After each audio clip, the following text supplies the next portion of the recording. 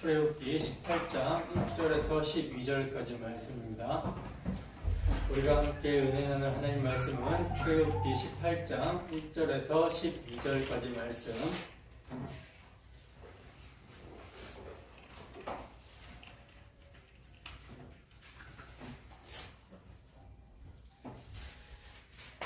다 찾으셨으면 함께 한 목소리로 합독하도록 하겠습니다. 시작. 모세의 장인이며 미디안 제사장인 이드로가 하나님이 모세에게와 자기 백성 이스라엘에게 하신 일, 곧 여호와께서 이스라엘을 애굽에서 인도해 내신 모든 일을 들으니라. 모세의 장인 이드로가 모세가 돌려보냈던 그의 아내 십보라와 그의 두 아들을 데리고 왔으니 그 하나의 이름은 게르솜이라.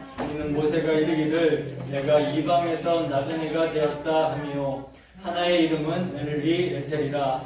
이는 내 아버지의 하나님이 나를 도우사 바로의 칼에서 구원하셨다 함이더라. 모세의 장인 이드로가 모세의 아들들과 그의 아내와 더불어 광야에 들어와 모세에게 이르니 곧 모세가 하나님의 산에 진친 곳이라. 그가 모세에게 말을 전하되 내 장인 나 이드로가 내 아내와 그와 함께한 그의 두 아들과 더불어 내게 왔노라.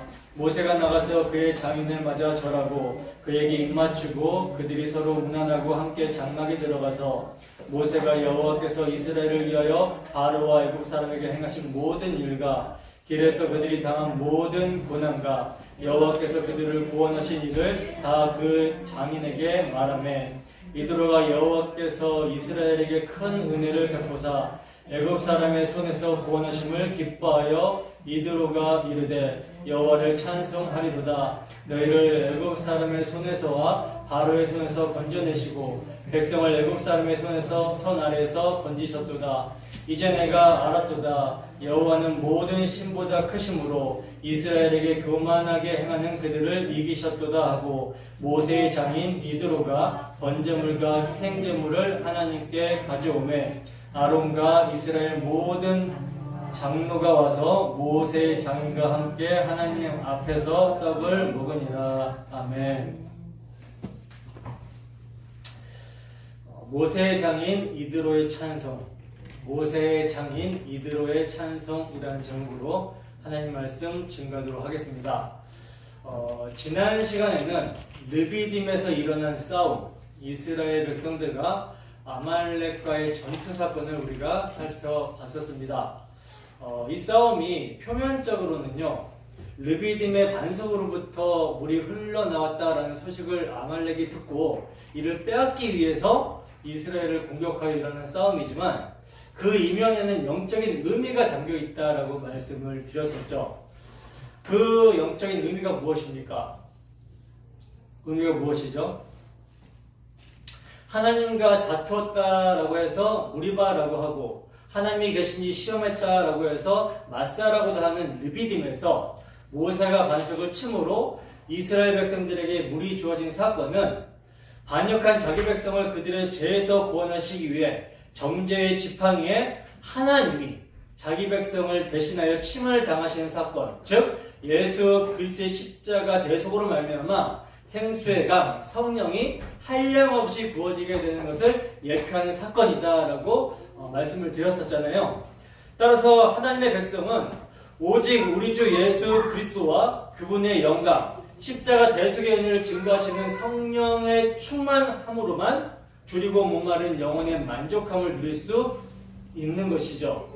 근데 이 아말렉이 반석의 침을 통해 이스라엘에게 주어진 그 물을 빼앗기 위해 공격을 해온다라는 것은 뭡니까?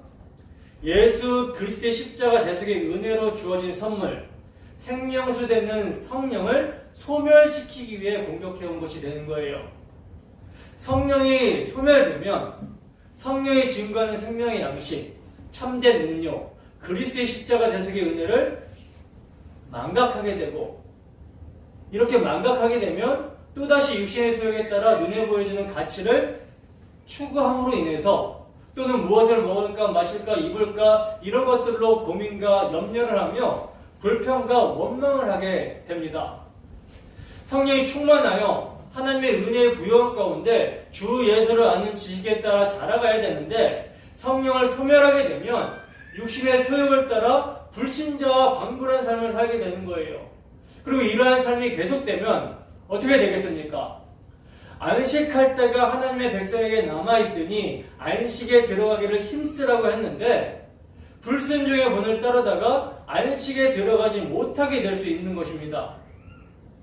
물론 안식에 들어가지 못하는 것은 처음부터 불신자였다라는 것이 증명되는 것이지만 대적자 사탄은요, 택하신 자라 할지라도 그들에게 주어진 성령을 소멸시키기 위해 사활을 걸고 공격한다라는 거예요. 그래서 하나님께서는 아말렉과 대대로 싸우라고 하신 것입니다. 아말렉은 궁극적으로 공중거세 잡은 자 마귀를 의미하고요. 그 마귀의 세력들, 마귀의 수하에 있는 모든 자들을 의미해요. 그리고 거듭났지만 성도에게 여전히 있는 육체의 습관, 옛사람의 수욕도 마귀의 도구가 사용하는 아말렉입니다. 하나님께서 이런 아말렉을 진멸시킬 것이고 그 이름을 천하에 기억하지 못하게 만드시겠다라고 말씀하셨는데 여러분 이것을 누가 이루십니까? 우리 주님께서 이루시죠. 우리 주님께서는 십자가로 아말렉이 상징하는 모든 마귀의 권세를 부수시고 그 머리를 밟아 승리하셨습니다. 따라서 우리 주님 다시 오실 때까지 우리는 아말렉과 전투해야 되는 것이고 우리 주님 다시 오실 때 십자가로 주님께서 이루신 승리가 확증이 될 거예요. 그 승리에 우리를 참여시켜 주시고자 오늘날도 우리에게 이미 이긴 전쟁을 싸우라고 참여하여 싸우라고 하시는 것입니다. 그러므로 우리는요, 우리에게 오직 은혜로 주어진 성령을 빼앗기지 않기 위해서, 성령을 소멸치 않기 위해서 육의 소욕을 복종시키는 싸움을 싸워야 되는 것입니다. 여호수아가 산꼭대기에 서서 기도하는 모세를 바라보며 싸웠듯이 지금도 우리를 위해 하늘 보좌 우편에서 간구하시는 주님을 바라보며 믿음의 주, 온전하게 하시는 이인 예수를 바라보며 싸워야 하는 거예요. 여러분, 주의 십자가를 바라보지 않으면 우리의 전쟁은 이길 수 있는 전쟁이 아닙니다. 오직 주의 십자가를 바라봐야 승리를 하게 된다는 거예요. 그러므로 이 시간 선포되는 말씀을 통해 역사하시는 주 성령의 역사로 지금도 하늘 보좌 우편에서 우리를 위해 간구하시는 믿음의 주여, 온전하게 하신 이인 예수를 바라보기를 소원합니다. 그리하여 우리의 육의 소욕은 그리스도와 함께 십자가에 못 박았다 여기고 승리하신 주님과 함께 산 자로 하나님의 영광을 위해 살아가는 우리 모두가 되기를 주님의 이름으로 축원합니다. 오늘은 이제 18장을 살펴볼 차례죠. 18장에는요, 두 개의 에피소드가 나오고 있어요. 하나는 모세의 장인 이드로가 모세의 식구들을 데리고 모세에게 찾아와서 만나게 되는 장면이고요. 또 하나는 수많은 이스라엘 민족을 다스리는 데 있어서 힘들어하는 모세에게 모세의 장인 이드로가 리더들을 세우라고 이렇게 조언을 해주고 있는 내용입니다. 근데 사실 오늘 본문 18장은요, 연대기적 순서가 아니에요. 연대기적인 순서로 나열하게 되면 18장은 40장 이후에 나와야 됩니다. 출애굽기는 40장까지 있잖아요. 근데 40장 이후에 나와야 된다는 거예요. 왜냐하면 17장에서는요, 이스라엘이 르비딤에 진을 쳤고, 그래서 르비딤에서 일어난 사건을 말을 하고 있고요. 그리고 19장에서는 이스라엘 백성들이 시내 광야로 들어가는 내용이 나오는데, 근데 오늘 보면 18장의 내용은요, 이스라엘 백성들이 시내 광야를 떠나서 바람 광야로 들어가려고 할 때 일어난 일이라는 거예요. 그러니까 연대기 순서로 기록된 것이 아니라는 것입니다. 이스라엘이 시내산에 도착했을 때는요, 출애굽한 지 3개월이 지난 후거든요. 근데 오늘 보면 18장은 시내산에 도착해서 11개월 후의 일이라는 거예요. 민수기 10장 11절에서 12절 말씀입니다. 민수기 10장 11절에서 12절 말씀.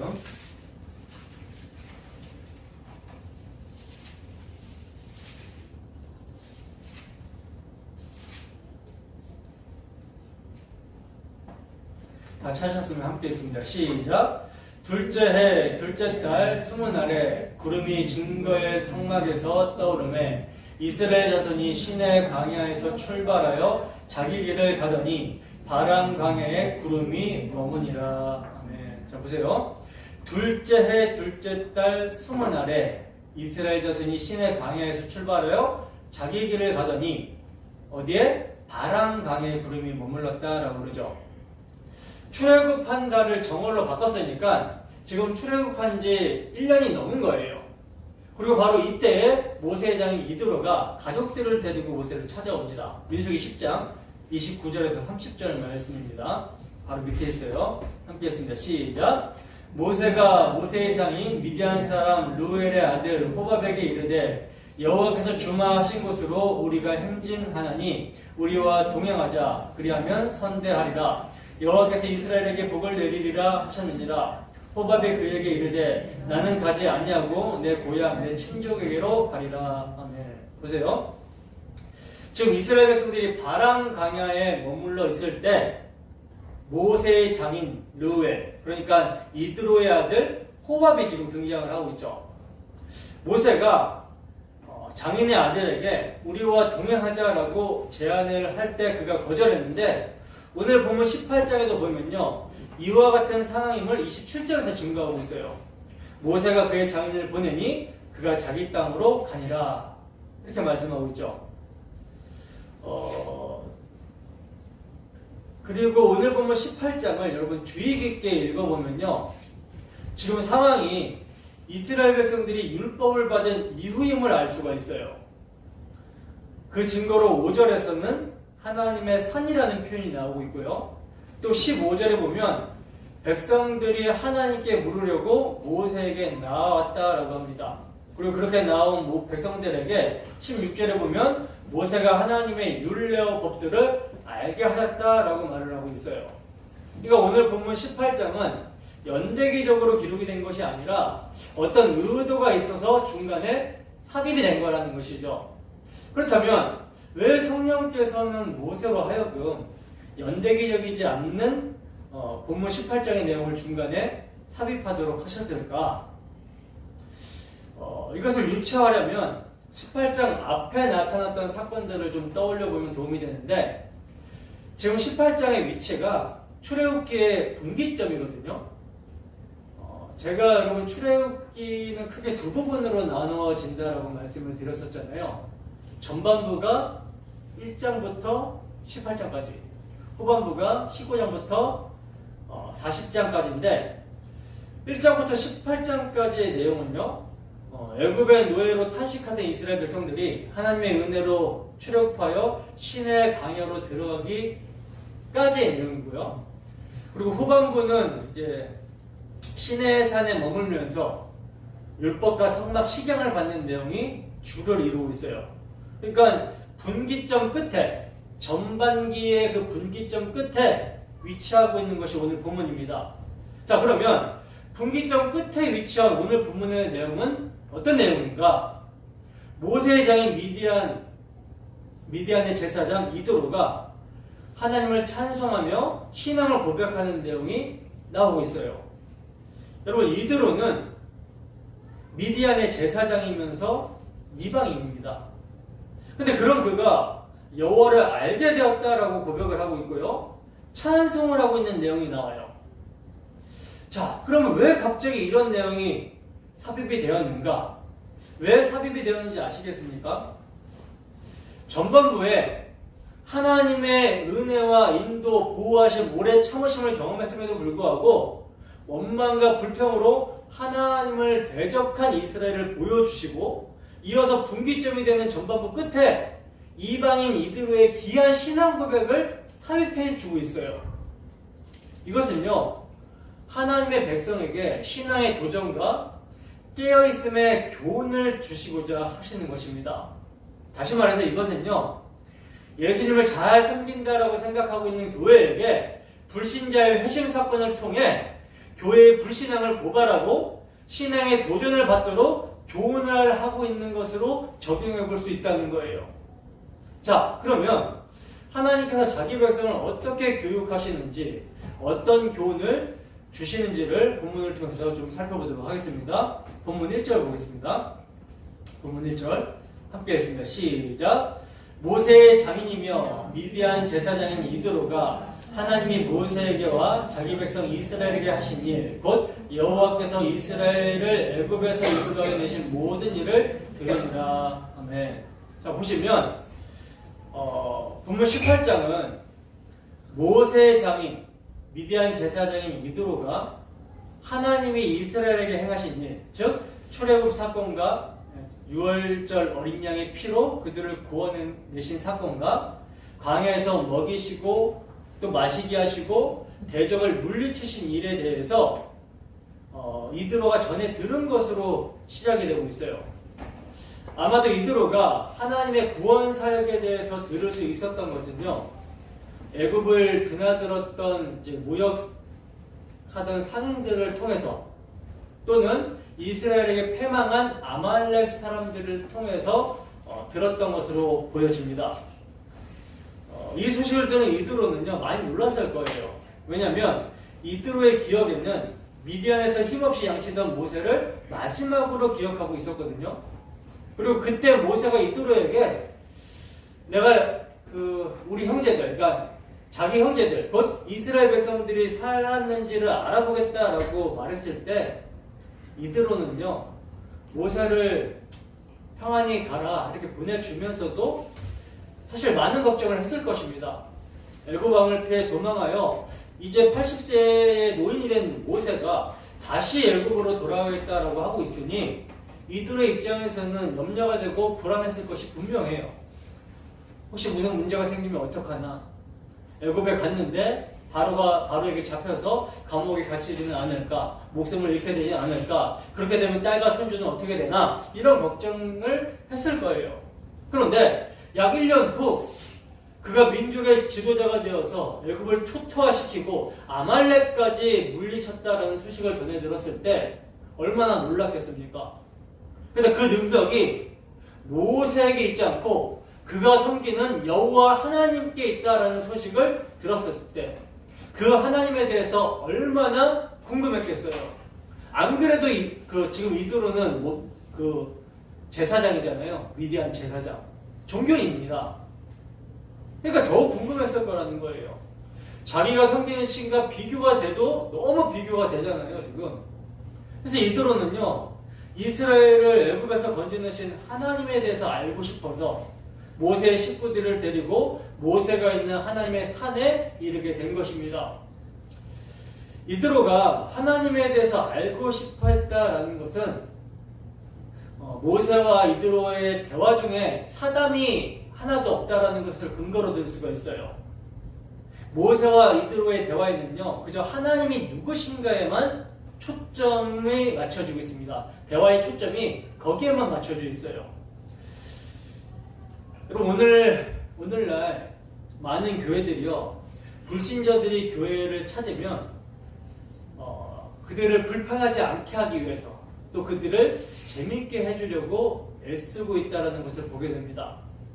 그들의 비위를 맞춰서 세속적인 여러 시스템을 도입하기도 하고 적잖이 세속적인 유머와 또 오늘날 세상 돌아가는 화제거리를 섞어서 그들의 관심을 끌어 설교를 하는 것을 보게 된다는 거예요.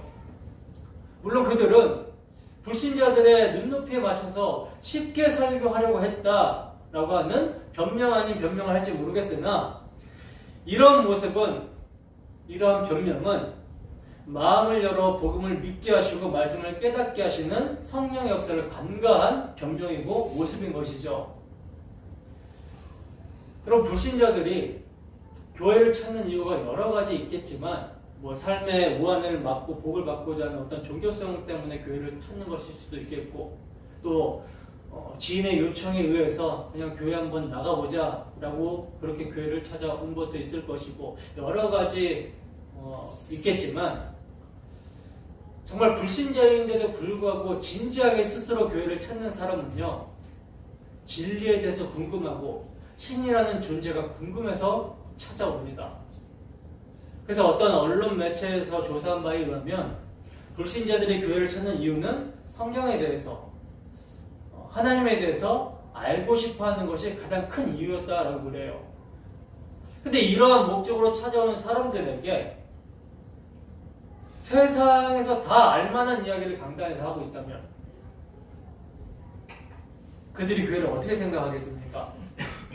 이건 뭐 교회나 절이나 똑같구나, 종교는 어디 가나 똑같구나, 뭐 이렇게 생각하지 않겠습니까? 교회는 오직 성경이 하나님의 말씀이며 진리라는 것을 사수하며 확신 있게 전해야 되는 곳이고, 그 성경이 누구에 대해서 증언하는지 성경으로 진리 자체이신 그리스도를 증명하고 증거해야 되는 곳인데, 강단에서 우스갯소리나 하고 있고 세상 사람들이 다 알만한 이야기를 하고 있다면, 진리를 알고 싶어서 교회를 찾아오는 사람은요, 이건 너무나 답답하고 한심해 보일 것 같아요. 교회는 여러분, 성경이 왜 하나님의 말씀인지, 성경 자체가 증거하고 있는 하나님이 하신 일, 놀랍고 위대한 구원 계획, 우리 주 예수 그리스도의 복음을 전함으로 입증해야 되는 곳입니다. 이것 말고 다른 말을 해줄 수가 없어요.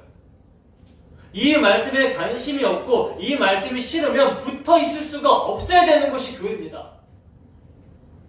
여러분, 모세의 장인 이드로가 들은 것은요, 세상 사람들이 다 알만한 그런 이야기나 그리스도의 철학, 그리스 철학처럼 존재론적인 측면에서 하나님에 대한 어떤 정보를 들은 것이 아니라는 거예요. 하나님의 존재가 아니라 하나님께서 하신 일에 대해서 들은 것입니다. 히브리인들의 안다라고 하는 개념은 부부가 서로 하나가 되는 정도의 관계를 야다, 아는 것이라고 한다라고 말씀을 드렸었잖아요.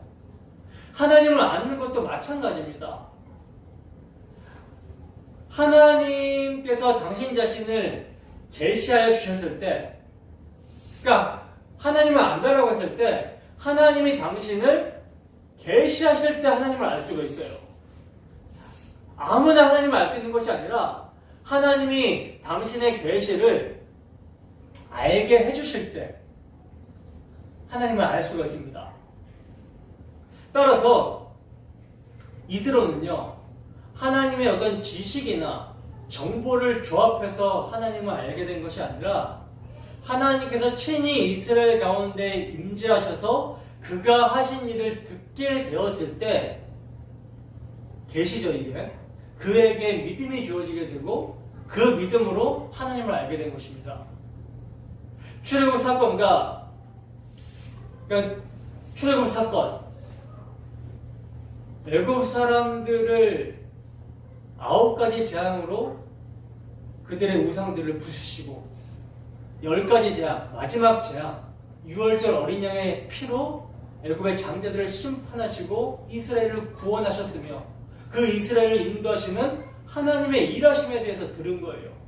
구름기둥 불기둥으로 함께 하시고 만나와 메추라기로 먹이시며 자기 백성을 인도하시는 이러한 하나님의 일하심을 듣고서 믿음이 생기게 된 거라는 거죠. 하나님에 대한 정보를 조사하여 믿게 된 것이 아니라, 믿음은 들음에서 나며 그 들음은 그리스도의 말씀이라고 하나님의 말씀을 듣는 것입니다. 하나님께서 하신 일을 들은 거예요. 하나님께서 하신 일을 들을 때 믿음이 생겼다는 것이죠. 그러면 하나님의 하신 일을 들을 때 모든 사람에게 다 믿음이 생기는 것입니까? 결코 그렇지 않죠. 오직 하나님께서 택하신 자만이 들을 귀가 열리게 되는 것입니다. 그 당시에요, 하나님께서 행하신 일을 이드로만 들었겠습니까? 수많은 미디안 사람들이 들었고 아말렉 사람들이 들었고 가나안 원주민들이 다 들었어요. 근데 아말렉은 오히려 이스라엘에게 주어진 물을 뺏기 위해서 이스라엘을 공격해왔고, 가나안 족속들은 어떻게 합니까? 서로 연합해서 이스라엘을 대적합니다. 그러니까 동일하게 하나님의 행하신 일을 듣고서도 이렇게 다른 반응이 나타나는 거예요. 그러므로 오늘날도요, 하나님의 말씀을 듣고서 다른 반응이 나타날 수 있는 것이죠. 어떤 사람은 멀리서도 하나님의 행하신 일을 듣고서, 소문을 듣고서 더 듣고자 찾아오는 사람이 있는가 하면, 와서는 듣고서 지루해하고 귀를 막고 욕하고 떠나가는 사람이 있는 것입니다. 근데 사람을 붙잡아 두고 붙어있게 하려고 복음의 말씀, 진리를 전해야 되는 교회가 진리를 포기하게 된다면 어떻게 되겠습니까? 복음의 말씀을 싫어하는 사람들은 뭐 어쩔 수 없지만, 복음의 말씀을 듣고 싶어서 온 사람들에게는 골치 아픈 게 되는 거죠. 이래 되면 교회도 죽게 되는 거예요. 여러분, 이들과 같이 진리를 찾는 자들이 있습니다. 그들을 위해 교회가 필요한 것이고, 이를 위하여 교회는 복음의 진리를 포기하거나 변질시키면 안 되는 거예요. 듣든지 아니 듣든지 교회는 복음의 진리를 사수해야 되는 것입니다. 그리고 더 나아가 이들과 같은 불신자들이 또는 은혜에 목마른 자들이 그토록 찾던 진리의 복음이 언제나 선포가 되고 있음에도 불구하고 정작 복음이 선포되고 있는 교회에 있는 자들이 그 복음의 진리를 가볍게 여기고 있는 것은 아닌지 돌아봐야 되는 거예요. 왜냐하면 교회가 복음을 사수해야 되는 것은요, 불신자들 뿐만 아니라 교회 안에 있는 우리의 영혼도 위해서이기 때문입니다. 아모스 5장 6절 말씀입니다. 아모스 5장 6절 말씀.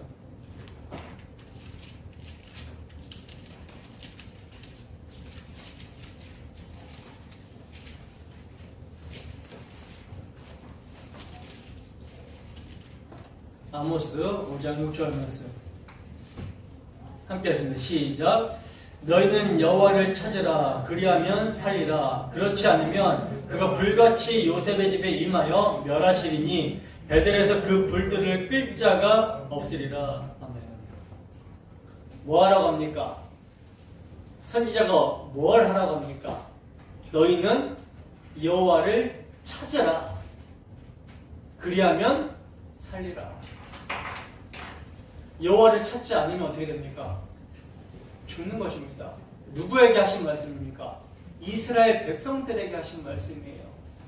하나님의 백성들에게 하신 말씀입니다. 오늘날 교회에게 하시는 말씀이라는 거예요. 여호와를 찾으려면 복음이 전해져야 되겠죠. 골로새서 3장 1절입니다. 골로새서 3장 1절 말씀.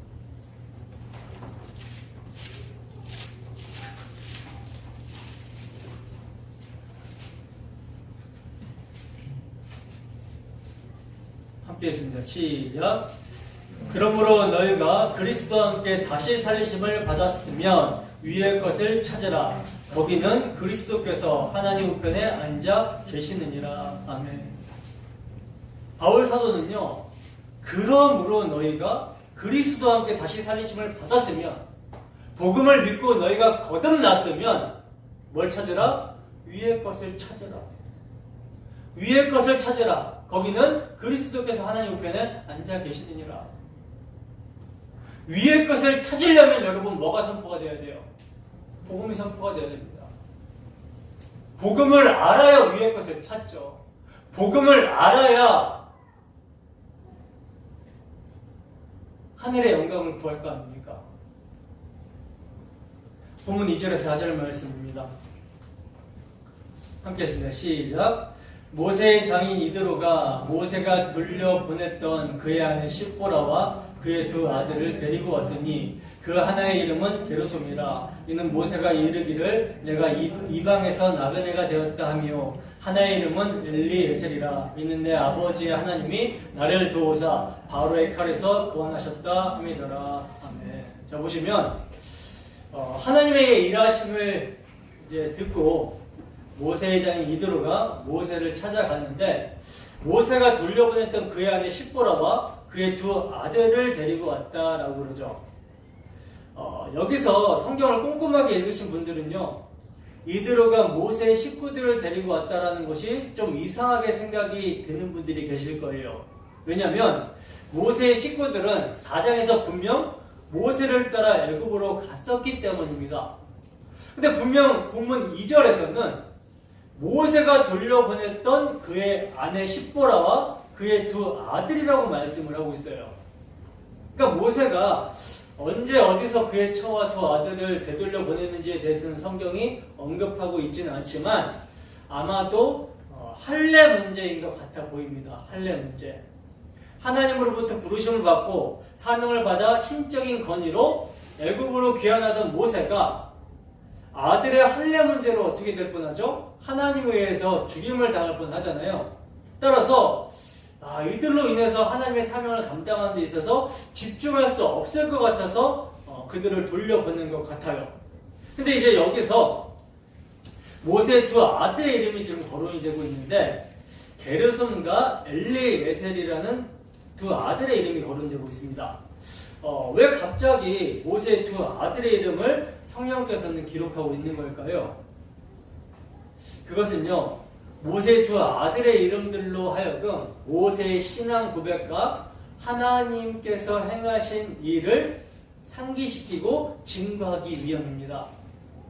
모세의 첫째 아들의 이름은 게르솜인데 이 뜻은 나그네, 손님이라는 뜻이거든요. 성경은 설명하기를 내가 이방에서 나그네가 되었다라고 말씀을 하고 있어요. 이것은 모세가 미디안 땅에서 나그네와 같이 살았을 때 지어준 이름인데 이를 통해서 뭘 말씀하고 있냐면 모세는 이스라엘 백성들의 대표이기 때문에 모세의 처지를 통해서 이스라엘 민족이 이방 애굽에서 나그네와 같이 살고 있음을 말씀하고 있는 거예요. 그리고 이제 둘째 아들 엘리에셀은 하나님의 도우심이라는 뜻인데 성경은요, 내 아버지 하나님이 나를 도우사 바로의 칼에서 구원하셨다라고 설명합니다. 그러니까 가나안 땅에서 떠나 애굽에서 나그네로 살고 있던 이스라엘을 하나님께서 바로의 손에서 건지셔서 다시 가나안 땅을 향해 걷게 하신 구원을 모세의 아들의 이름을 통해 다시 한번 상기시켜주고 있는 거예요. 여러분 여기서 조금 더 묵상을 해볼 점이 있는데요. 그게 뭐냐면 아들들의 이름을 모세가 아들들의 이름을 출애굽 전에 미디안 광야에 있을 때 지었다라는 점이에요. 모세의 첫째 아들 게르솜이라는 이름은 출애굽 전 미디안 광야에서 모세가 나그네 되었던 상태에 있을 때 지어준 이름이라고 2장 22절에 기록되어 있는데 엘리에셀이라는 이름은 나오지 않죠. 그러나 엘리에셀이라는 이름도 미디안에 있을 때 지었을 것입니다. 그러면 이게 왜 묵상할 점인가? 엘리에셀, 즉 출애굽 전에 모세는요, 그러니까 미디안 광야에 있었을 때 모세는 하나님이 자신과 자기 백성을 도우실 것이라는 확신 가운데 아들의 이름을 지은 것이 되기 때문이라는 거예요. 이해가 되십니까? 이것은 모세의 자기 확신이 아닙니다. 모세가 이렇게 미디안의 도망자의 신세, 나그네의 신세에 있을 때 엘리에셀이라는 확신을 가지고 아들의 이름을 지은 것은요, 하나님께서 그에게 주신 언약이 있었기 때문에 모세가 확신할 수 없는 상황과 환경 가운데서 확신하여 아들의 이름을 엘리에셀로 지은 거예요. 마찬가지로 여러분, 우리에게도 동일한 언약이 있죠. 그 언약이 무엇입니까? 그리스도께서 십자가로 다 이루셨다라고 하는 언약입니다. 때문에 그리스도는 당신이 십자가로 이루신 일을 확증하시기 위해서 반드시 다시 오실 거라고 하는 약속, 언약이 우리에게 있다는 거예요. 그리스도께서는요, 당신이 십자가로 이루신 일을 확증하시기 위해서 반드시 다시 오시겠다라고 약속을 하셨습니다. 오셔서 우리를 이 사망의 땅에서 건져 생명의 아들의 나라로 인도하실 것을 약속하셨어요. 그래서 우리 또한 모세와 같이 정말 확신할 수 없는 그러한 여건, 상황, 환경에서도 확신할 수 있는 것입니다. 그래서 사도들도 권면하기를, 야고보 사도 같은 경우는 심지어 시험과 시련 가운데서도 기뻐하라고 그래요. 인내하라고 하는 정도가 아니라 기뻐하라고 그래요. 베드로 사도는 그리스도로 말미암아 고난을 받을 때 누가 함께 하신다라고 합니까? 영광의 영, 하나님의 영이 너희와 함께 하신다라고 말씀합니다. 그렇다면 지금 우리는 미디안 강의 모세와 같은 모습이 있습니까? 막강해 보이는 마귀의 유혹에서 하나님이 반드시 도우실 것을 믿고 확신하고 있습니까? 확신하시기 바랍니다.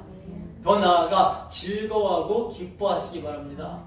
왜냐하면 환난은 인내를, 인내는 연단을, 연단은 소망을 이루기 때문이고요.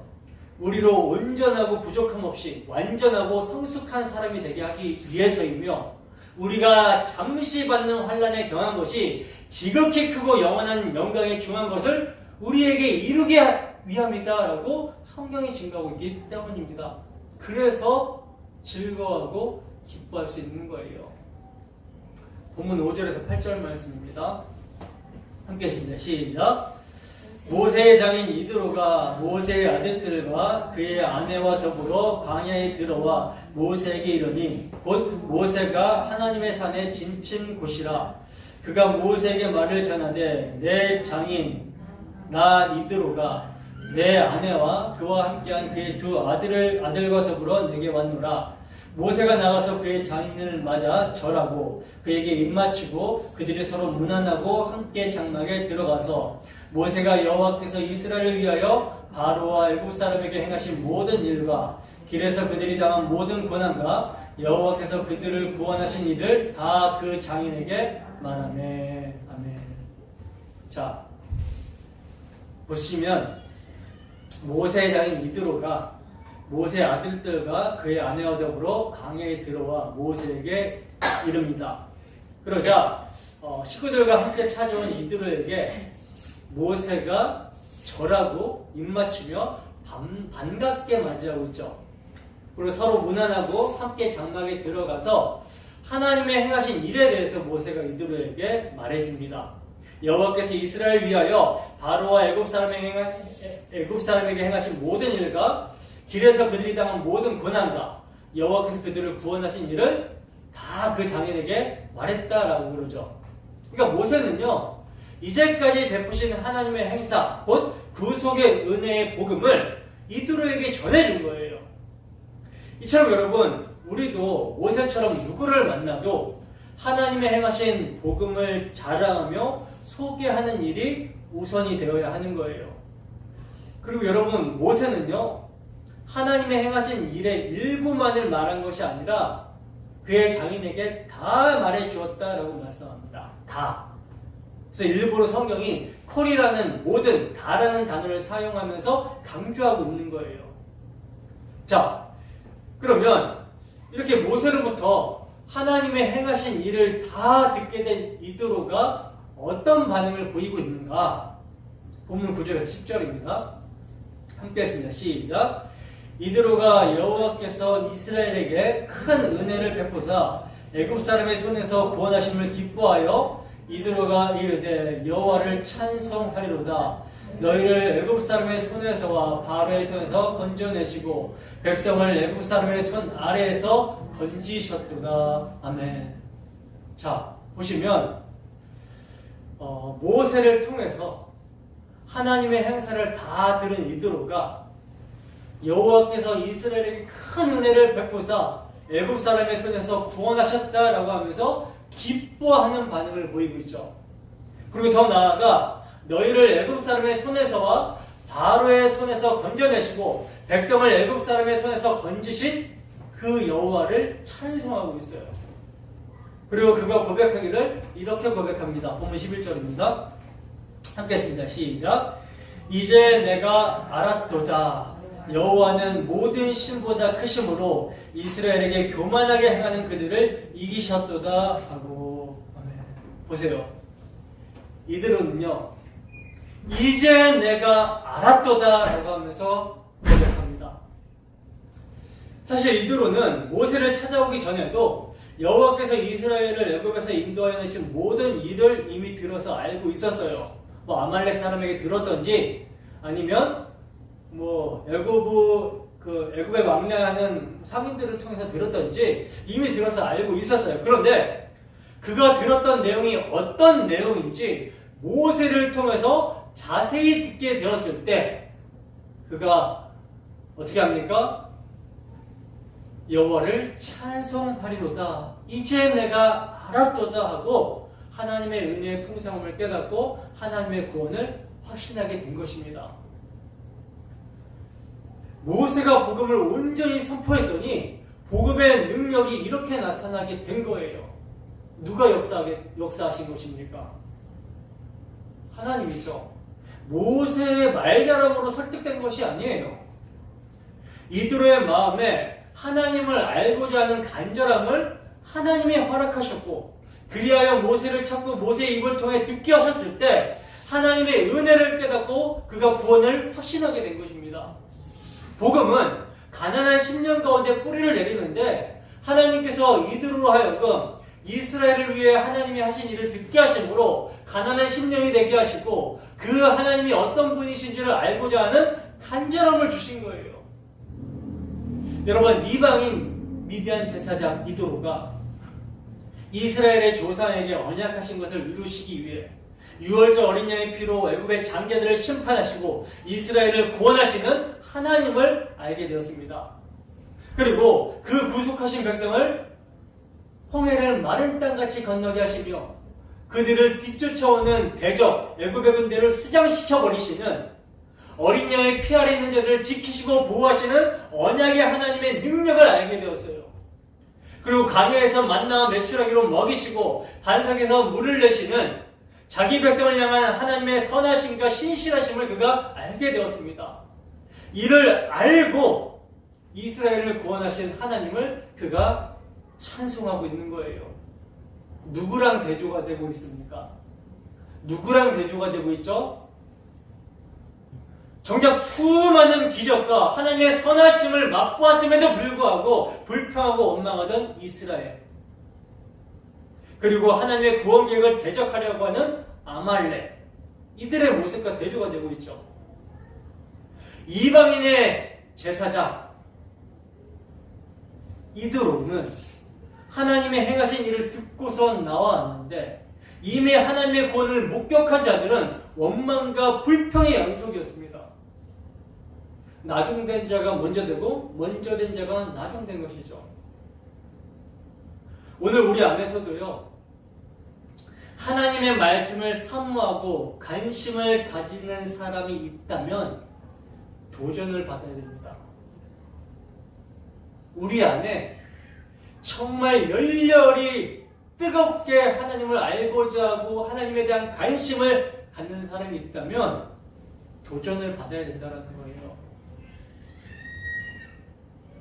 그 사람이 처음 교회에 나온 사람이든지 아니면 오랫동안 다녔던 사람이든지 상관이 없습니다. 참으로 하나님의 행하신 일, 십자가 복음에 대해서 관심을 가지고 더 알기를 소원하는 사람이 있다면 그렇지 못한 사람은 그 사람을 통하여 고발을 당하고 있는 거예요. 이방인 이도로가 이스라엘 백성들 전체를 고발하고 있는 것입니다.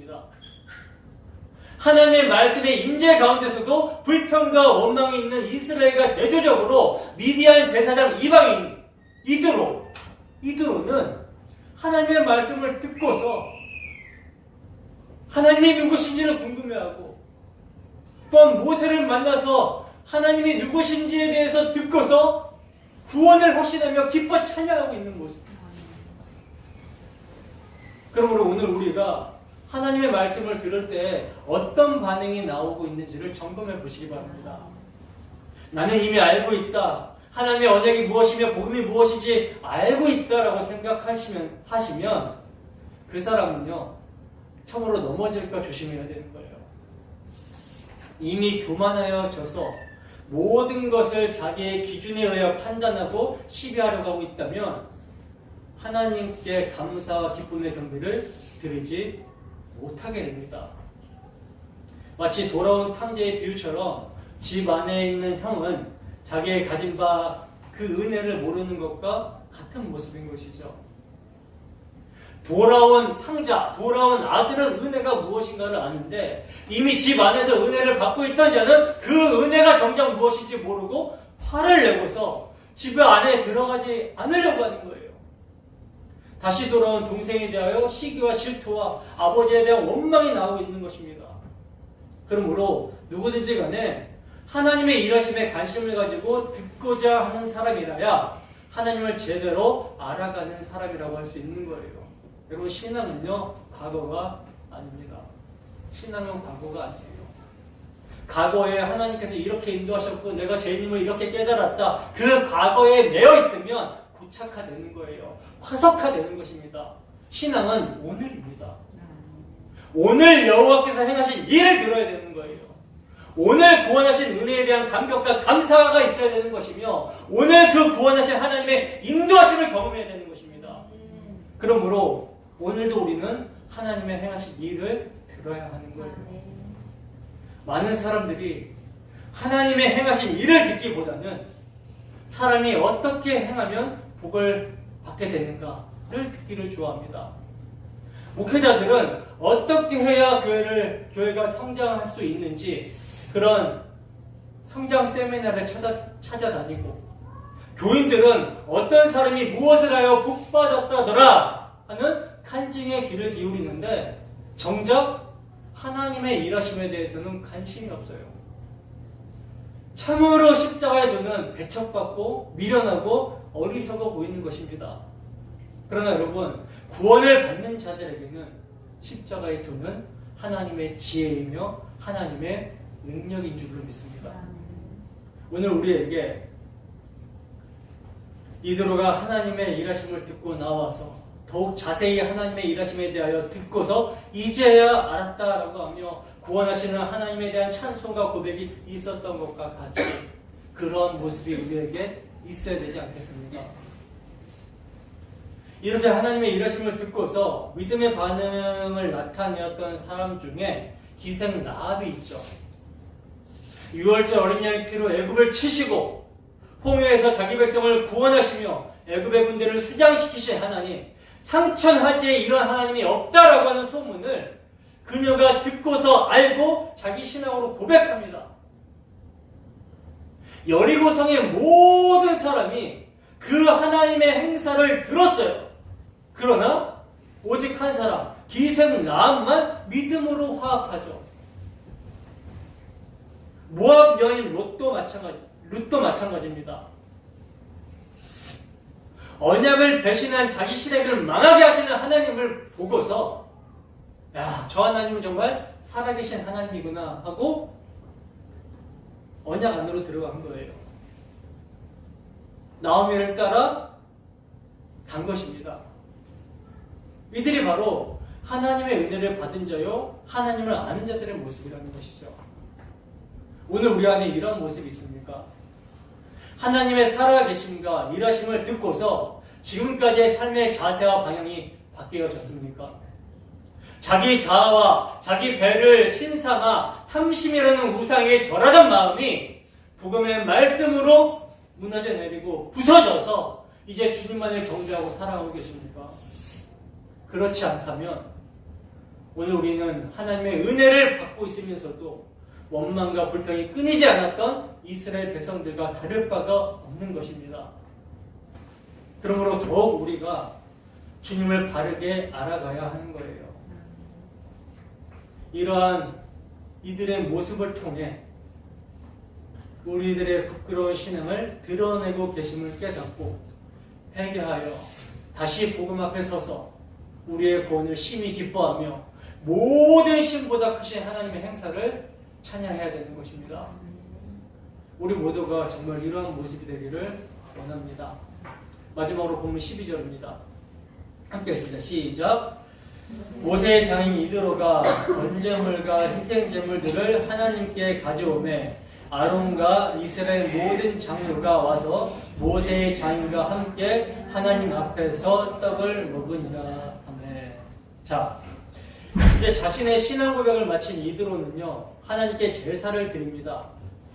어떤 이들은 이드로가 다신교적 제사를 드린 것으로, 즉 위대한 제사장으로서 여러 신들 중에 여호와를 가장 뛰어난 신 정도로만 본 것이지 유일신 사상이 아니었다라고 말하기도 하는데 아니에요. 만약 이드로가 모세로부터 여호와께서 그들을 구원하신 일을 듣기 전에, 이스라엘 백성들을 어떻게 구원하셨는지를 듣기 전에 번제물을 드렸다면 이방 제사의 의미일 수가 있습니다. 그러나 이드로는요, 모세를 통해서 6월절 어린 양의 피로 구원해 주셨다라고 하는 은혜의 복음을 다 듣고 난 후에 번제물을 가져왔어요. 그러니 이드로도 이 번제물의 희생을 통해서 그리스도의 대속의 은총에 참여하게 되었다라고 봐야 되는 것이 옳은 것입니다. 여러분, 신앙 고백을 하는 자들은요, 자신의 삶 속에서 제사의 삶을 살아가야 됨이 마땅한 것이죠. 제사가 무엇입니까? 그리스도의 죽음에 동참하는 거예요. 그리스도의 죽음에 함께 동참되어 죄에 대해서는 죽었다고 여기고 하나님에 대해서는 살게 되었다라는 것을 인식하며 하나님과 교제하는 삶이 제사입니다. 이것을 신약에서 뭐라고 하냐면 영적 예배라고 그래요. 따라서 신앙 고백 뒤에는 자기를 부인하고 그리스도만 높이는 거룩한 산 제물로 자신을 하나님께 드리는 영적 예배가 따라와야 하는 거예요. 그래야 신앙 고백이 참이 되는 것입니다. 신앙 고백이 참이 되는 거예요. 자, 그러므로 이렇게 하나님 앞에서 신앙 고백하며 예배한 이드로는요, 이제 이스라엘의 모든 장로들과 함께 뭐합니까? 하나님 앞에서 떡을 먹습니다. 함께. 하나님 앞에서라는 말은 주 안에서의 교제를 하게 되었다라는 것을 말하는 것이죠. 요한 사도는요, 우리가 보고 들은 바를 너희에게도 전함은 너희로 우리와 사귐이 있게 하려 함이니 우리의 사귐은 아버지와 그의 아들 예수 그리스도와 더불어 누림이라 하고 말씀을 하고 있어요. 여러분, 교회는 모세와 같이 하나님의 행하심을 온전히 선포하는 곳입니다. 이 복음을 통해 많은 영혼들이 주께 돌아와 함께 생명의 교제를 하는 것이 교회예요. 오늘도 복음의 말씀을 들은 여러분, 우리의 마음은 이드로와 같은 반응으로 열매 맺고 있습니까? 참으로 이제 내가 알았도다 하고 찬송이 나오고 있습니까? 그래야 이 복음으로 교제하는 예배를 기뻐하며 삶으로 예배하기를 힘쓰시고 있습니까? 자기 백성을 놓지 아니하시고 끝까지 인도하시는 하나님이 오늘도 우리의 강팍하고 굳어있는 교만한 마음을 뜨거운 복음으로 녹여주시고 주를 향한 소망을 품고 주를 위해 살게 해주시기를 소원합니다. 그리하여 하나님의 행하신 일, 주 예수 그리스도의 십자가 복음을 더욱 듣고자 하는 사모함으로 더 알아가고 그 십자가 앞에 날마다 자신을 세우며 가난하고 겸비한 심령으로 구원하신 하나님의 은혜를 찬양하며 예배하는 우리 모두가 되기를 주님의 이름으로 축원합니다. 기도하겠습니다.